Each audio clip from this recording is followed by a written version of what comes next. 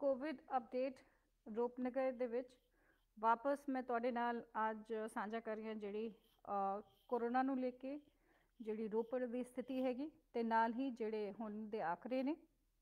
ਜਿਵੇਂ ਕਿ ਹੁਣ ਤੱਕ ਅਸੀਂ 1,68,561 ਸੈਂਪਲਸ ਲੈ ਚੁੱਕੇ ਨੇ 1,68,561 ਜਿਨ੍ਹਾਂ ਦੇ ਵਿੱਚੋਂ ਜਿਹੜੇ RT-PCR ਸੈਂਪਲ ਹੈਗੇ। ਇਸ ਤੋਂ ਇਲਾਵਾ ਜੇਕਰ ਅਸੀਂ ਪੂਰੇ ਟੋਟਲ ਸੈਂਪਲ ਦੀ ਗੱਲ ਕਰੀਏ ਜੋ RAT ਸੈਂਪਲਸ ਤੇ ਰੈਟ ਸੈਂਪਲਸ ਔਰ ਟਰੂ ਨੈਟ ਸੈਂਪਲਸ ਨੂੰ ਮਿਲਾ ਕੇ 1,84,616 ਸੈਂਪਲਸ ਹੁਣ ਤੱਕ ਲਿੱਤੇ ਜਾ ਚੁੱਕੇ ਨੇ, ਜਿਨ੍ਹਾਂ ਦੇ ਵਿੱਚੋਂ ਹੁਣ ਤੱਕ ਜਿਹੜੀ ਸੈਂਪਲਿੰਗ ਦੀ ਗਿਣਤੀ ਆ ਰਹੀ ਸਾਡੇ ਕੋਲ ਆ ਰਹੀ ਹੈਗੀ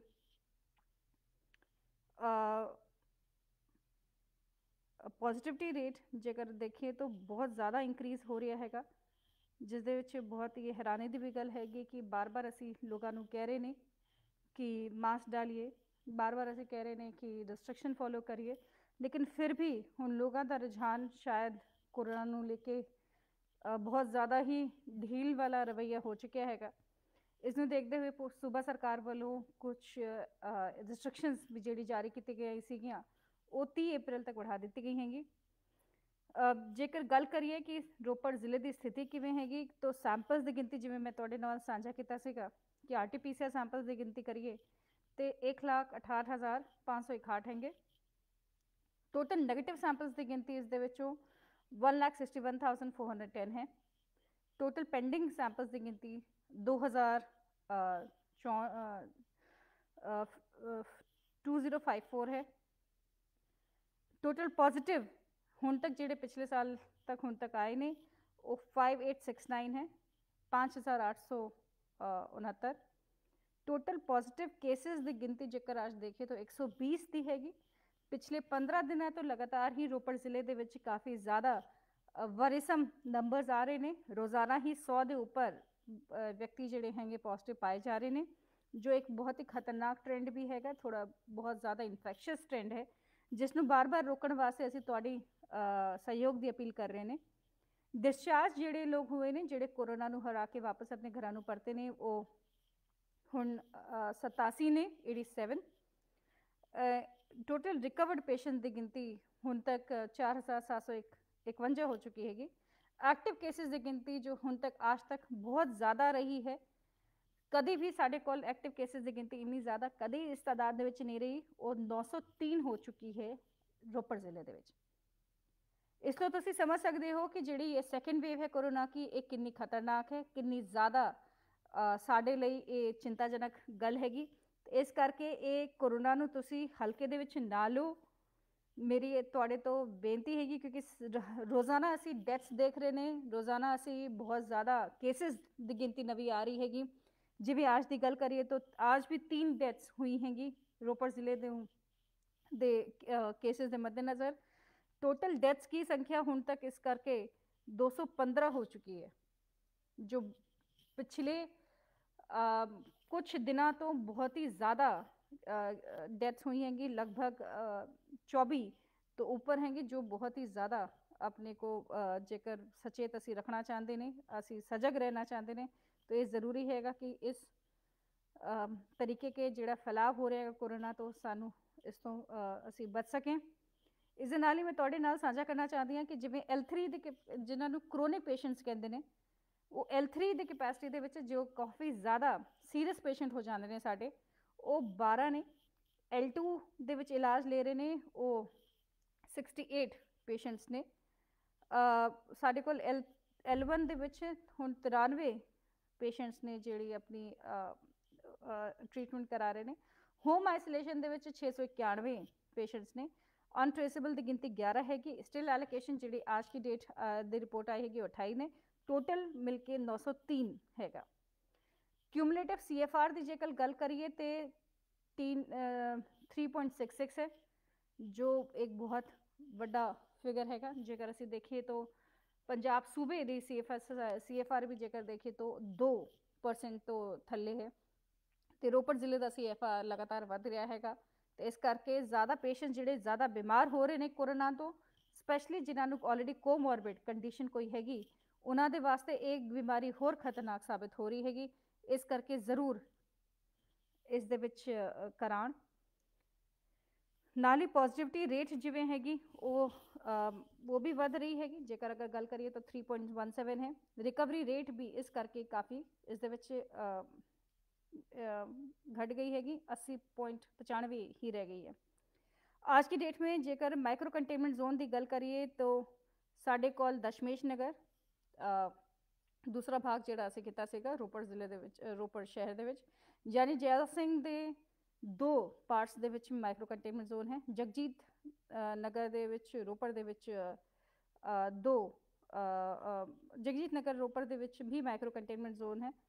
ਤੇ ਇਸ ਦੇ ਨਾਲ ਹੀ ਸਾਡੇ ਕੋਲ 2 ਕੰਟੇਨਮੈਂਟ ਜ਼ੋਨ ਵੀ ਹੈਗੀ, ਜੋ ਬੜਵਾ ਪਿੰਡ ਦੇ ਵਿੱਚ ਹੈ ਔਰ ਇੱਕ ਮੋਜੋਵਾਲ ਪਿੰਡ ਹੈ ਨੰਗਲ ਦੇ ਵਿੱਚ।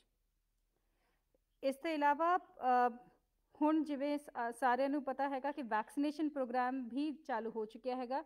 ਮੈਂ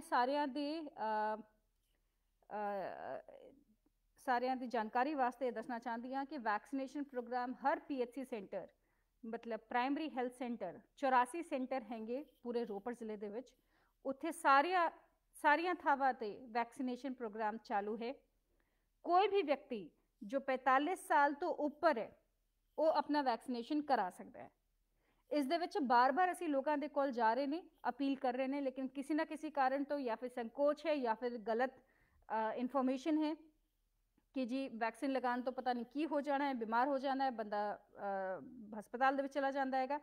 ये चीज़ बहुत ज़रूरी है तुहाडे ध्यान दे विच लाने वास्ते कि फ्रंटलाइन वर्कर्स ते हैल्थ केयर वर्कर्स ने तुहाडे वैक्सीनेशन तो 1 महीना पहले ही वैक्सीनेशन 2 महीना पहले ही वैक्सीनेशन करा चुके हैं। साडे रोपड़ जिले दे विच अज तक कोई भी एडवर्स इन्फेक्शन केस नहीं आया हैगा। इस करके ये बहुत ज़रूरी है ਤੁਸੀਂ उन केसेस ਦੀ ਜੇਕਰ ਤੁਲਨਾ ਕਰੋ तो एक भी एडवर्स केस नहीं आया हैगा। ये सारी ਜਿਹੜੀ रूमर्स ने, ਜਿਹੜੀ ਰੋਮੋਂਜਰਿੰਗ ਨੇ, ਇਹ ਸਿਰਫ ਜਿਹੜੇ ਸ਼ਰਾਰਤੀ ਤੱਤਵ ਹੁੰਦੇ ਨੇ, ਸ਼ਰਾਰਤੀ ਵਿਅਕਤੀ ਹੁੰਦੇ ਨੇ, ਉਹਨਾਂ ਦੇ ਵੱਲੋਂ ਫੈਲਾਈ ਜਾ ਰਹੀ ਹੈ ਤਾਂ ਕਿ ਇਹ ਵੈਕਸੀਨੇਸ਼ਨ ਪ੍ਰੋਗਰਾਮ ਸਿਰੇ ਨਾ ਚੜੇ। लेकिन मैं ਤੁਹਾਨੂੰ अपने परिवार वास्ते, अपनी खुद के सेफ्टी वास्ते अब बार बार अपील करना चाहवांगी। तो मैं फिर वापस आज अपील कर रही हाँ कि तुहाडे नज़दीकी कोई भी स्वास्थ्य केंद्र हैगा, जिवें कि मैं प्राइमरी हेल्थ सेंटर की गल करा, तुहाडे कम्यूनिटी हेल्थ सेंटर्स की गल करदी हाँ, सरकारी सारे हॉस्पिटलों दे विच कुछ प्राइवेट हॉस्पिटल्स भी हैंगे जिन्हां दे साडे कोल आए हैंगे जो वैक्सीनेशन प्रोग्राम रखना चाहते हैं। कुछ जिवें कि IIT रोपड़ दे विच, थर्मल प्लांट दे विच, NFL दे विच, BBMB दे विच, जहाँ पे उन्हां दे खुद की डिस्पेंसरियां हैंगी, उत्थे भी असी वैक्सीनेशन प्रोग्राम स्टार्ट करा दिता हैगा। अंबुजा के कैंपस दे विच जिथे उन्हां दा हॉस्पिटल सैटअप है, उत्थे भी असी वैक्सीनेशन प्रोग्राम स्टार्ट करा दिता हैगा। तो इस करके हुण तुहाडी जिम्मेवारी हैगी, हुण तुसी अपने परिवार की जिम्मेवारी चको। तो आपके परिवार दे विच जेकर कोई भी व्यक्ति 45 साल तो उपर है, भावें उसनूं कोई शुगर की बीमारी, भावें हाइपरटेंशन की, कोई होर किडनी प्रॉब्लम या कोई भी इशू अगर है हेल्थ का, तुसी ज़रूर बेहिजक आओ साडे वैक्सीनेशन सेंटर दे विच। वैक्सीनेटर खुद तुहाडी वो जांच करूगा और इन्हां दी किसी भी बीमारी तो कोई कॉन्ट्रवेंशन नहीं है कि ये व्यक्ति वैक्सीन नहीं लगा सकता। साडे कोल बहुत ऐसे व्यक्ति हैं जिन्होंने वैक्सीनेशन लगवाई है, भले चंगे ने, पूरी डोज ले चुके हैं, जिन्होंने हार्ट की बीमारी या BP की शिकार या हाइपरटेंशन वगैरह की कोई बीमारी सीगी। सिर्फ असी प्रेगनेंट विमेन और लैक्टेटिंग मदर्स, क्योंकि बच्चे नूं आगे जाके कोई इफेक्ट हो सकता हैगा जिसकी पूरी पुष्टि अभी नहीं है, इस करके असी सिर्फ प्रेगनेंट विमेन और लैक्टेटिंग मदर्स जिहड़ी अपने बच्चों नूं दूध पिला रही हैं, ऐसी मावां नूं छड्ड के सारियां नूं ही वैक्सीनेशन वास्ते प्रेरित कर रहे हैं। तो हुण तुसी अपनी जिम्मेवारी निभाओ अपने परिवार के प्रति, अपने आस पास के प्रति। तुहाडे जिहड़े भी सेंटर्स ने, जिहड़े भी पिंड ने, जेकर मैनू सुन रहे ने आज, तुहाडा कोई यूथ क्लब हैगा, तुहाडी कोई रेजिडेंट वेलफेयर एसोसीएशन हैगी या किसी भी तरीके की तुहाडी एसोसीएशन हैगी, तुसी साडे कोल आओ, असी उत्थे जाके ही कैंप लगवाने की भी कोशिश कर सकते हैं। जेकर तुहाडे कोल 100 के लगभग वैक्सीनेशन लगाने वास्ते व्यक्ति हैंगे, क्योंकि एक वैक्सीनेशन साइट पर असी 100 व्यक्तियों की वैक्सीनेशन लाजमी कर रखी है कि मिनिमम इन्ने होने चाहिए हैं ताकि वैक्सीन भी जाया ना जाए। तो साडे जिहड़े हैल्थ वर्कर्स उत्थे होंदे ने, जिहड़े साडे वैक्सीनेटर्स होंदे ने, ਉਹਨਾਂ ਨੂੰ ਵੀ ਉਸ ਟਾਈਮ ਦੇ ਵਿੱਚ ਉਹਨਾਂ ਦੀ ਟੀਮ ਨੂੰ ਚੰਗਾ ਰਿਸਪੌਂਸ ਮਿਲੇ।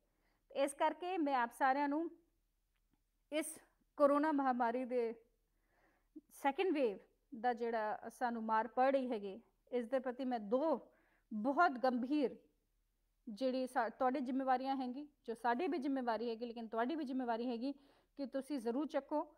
ਇੱਕ ਤੁਸੀਂ ਮਾਸਕ ਜ਼ਰੂਰ ਵਰਤੋਂ ਕਰੋ ਹਰ ਵੇਲੇ, ਭਾਵੇਂ ਤੁਸੀਂ ਕਾਰ ਚਲਾ ਰਹੇ ਹੋ, ਭਾਵੇਂ ਤੁਸੀਂ ਮਾਰਕੀਟ ਏਰੀਆ ਦੇ ਵਿੱਚ ਹੋ, ਭਾਵੇਂ ਤੁਸੀਂ ਪਾਰਕ ਦੇ ਵਿੱਚ ਸੈਰ ਕਰ ਰਹੇ ਹੋ, ਭਾਵੇਂ ਤੁਸੀਂ ਕਿਸੇ ਵੀ ਥਾਂ ਤੇ ਆਪਣੇ ਦਫ਼ਤਰਾਂ ਦੇ ਵਿੱਚ ਹੋ, ਕਿਤੇ ਵੀ ਹੋਏ ਮਾਸਕ ਜ਼ਰੂਰ ਲਾਓ। ਇਹ ਤੁਹਾਡੇ ਤੇ ਤੁਹਾਡੇ ਪਰਿਵਾਰ ਵਾਸਤੇ ਇਹ ਬਹੁਤ ਜ਼ਰੂਰੀ ਹੈ, ਕਿਉਂਕਿ ਹੋ ਸਕਦਾ ਹੈਗਾ ਕੱਲ ਕੋ ਆਪਣੇ ਪਰਿਵਾਰ ਦੇ ਸਾਰੇ ਵਿਅਕਤੀਆਂ ਨੂੰ ਤੁਸੀਂ ਇਨਫੈਕਸ਼ਨ ਦਾ ਕਾਰਨ ਨਾ ਬਣ ਜਾਓ। ਇਸ ਦੇ ਨਾਲ ਹੀ ਵੈਕਸੀਨੇਸ਼ਨ ਪ੍ਰੋਗਰਾਮ ਦੇ ਵਿੱਚ ਆਪਣੇ ਮਾਪਿਆਂ ਨੂੰ, ਜਿਨ੍ਹਾਂ ਨੇ ਤੁਹਾਡੀ ਚੰਗੀ ਦੇਖਭਾਲ ਕੀਤੀ ਹੈ ਕਿ ਜਦ ਤੁਸੀਂ ਛੋਟੇ ਸੀਗੇ, ਹੁਣ ਉਹਨਾਂ ਦੀ ਦੇਖਭਾਲ ਕਰਨ ਦਾ ਸਾਡਾ ਸਮੇਂ ਆ ਚੁੱਕਿਆ ਹੈਗਾ, ਤਾਂ ਆਪਣੇ ਮਾਪਿਆਂ ਨੂੰ ਜਿਹੜੇ 60 ਸਾਲ ਤੋਂ ਉੱਪਰ ਨੇ, ਔਰ ਤੁਸੀਂ ਜੇਕਰ ਤੁਸੀਂ 45 ਸਾਲ ਤੋਂ ਉੱਪਰ ਹੋ, ਜ਼ਰੂਰ ਆ ਕੇ ਸਾਡੇ ਸੈਂਟਰਾਂ ਦੇ ਵਿੱਚ ਵੈਕਸੀਨ ਲਗਵਾਓ।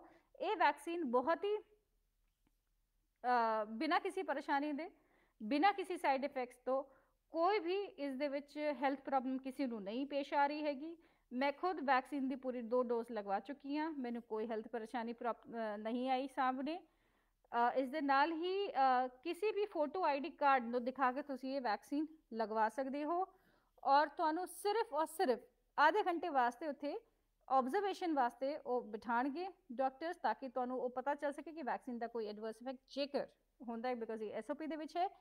ਇਸ ਤੋਂ ਇਲਾਵਾ ਤੁਹਾਨੂੰ ਹੋਰ ਕਿਸੇ ਵੀ ਚੀਜ਼ ਦੀ ਚਿੰਤਾ ਕਰਨ ਦੀ ਕੋਈ ਲੋੜ ਨਹੀਂ ਹੈਗੀ, ਤੁਸੀਂ ਕਿਸੇ ਵੀ ਸੈਂਟਰ ਤੇ ਜਾ ਕੇ ਇਹ ਕੰਮ ਕਰਾ ਸਕਦੇ ਹੋ। ਔਰ ਮੈਨੂੰ ਇਹ ਆਸ ਹੈ ਹਰ ਜ਼ਿਆਦਾਤਰ ਜ਼ਿਆਦਾਤਰ ਪਿੰਡਾਂ ਦੇ ਵਿੱਚ ਪ੍ਰਾਇਮਰੀ ਹੈਲਥ ਸੈਂਟਰਸ ਨੇ।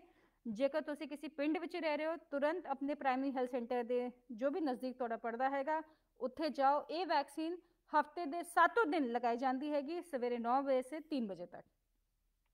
ਤੁਸੀਂ 9 ਸੇ 3 ਦੇ ਵਿਚਕਾਰ ਵੈਕਸੀਨ ਲਗਵਾਉਣ ਵਾਸਤੇ ਕਿਸੇ ਵੀ ਪ੍ਰਾਇਮਰੀ ਹੈਲਥ ਸੈਂਟਰ, ਕਿਸੇ ਵੀ ਸਰਕਾਰੀ ਹਸਪੀਟਲ, ਕਿਸੇ ਵੀ CHC, ਕਿਸੇ ਵੀ ਡਿਸਪੈਂਸਰੀ ਤੇ, ਸਰਕਾਰੀ ਡਿਸਪੈਂਸਰੀ ਤੇ ਜਾ ਸਕਦੇ ਹੋ ਤੇ ਉੱਥੇ ਵੈਕਸੀਨ ਲਾਜ਼ਮੀ ਤੌਰ ਤੇ ਤੁਹਾਨੂੰ ਲਗਾਈ ਜਾਵੇਗੀ।